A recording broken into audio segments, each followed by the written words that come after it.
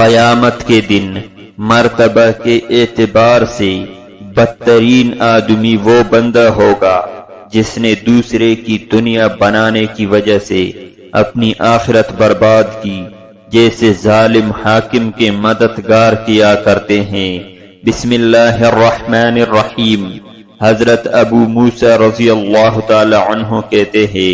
کہ رسول خدا صلی اللہ علیہ وسلم نے فرمایا، بلا شبہ اللہ تعالی ظالم کو مہلت دیتا ہے، یعنی دنیا میں اس کی عمر دراز کر دیتا ہے تاکہ وہ ظلم کرتا رہے اور آخرت میں سخت عذاب میں گرفتار ہو، یہاں تک کہ جب اس کو پکڑتا ہے تو پھر چھوڑتا نہیں۔ حضرت حذیفہ رضی اللہ تعالی عنہ کہتے ہیں کہ رسول اکرم صلی اللہ علیہ وسلم نے فرمایا کہ تم وہ نہ بنو، یعنی یہ نہ ہو کہ لوگ ہمارے ساتھ بھلائی کریں گے تو ہم بھی ان کے ساتھ بھلائی کریں گے، اور اگر لوگ ہمارے ساتھ ظلم کریں گے تو ہم بھی ان کے ساتھ ظلم کریں گے، بلکہ تم اپنے آپ کو اس بات پر جماؤ، اگر لوگ بھلائی کریں گے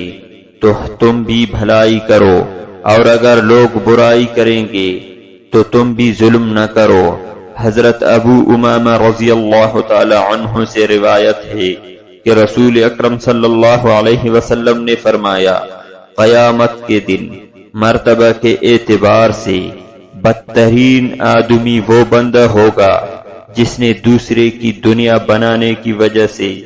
اپنی آخرت برباد کر دی، جیسے ظالم حاکم کے مددگار کیا کرتے ہیں۔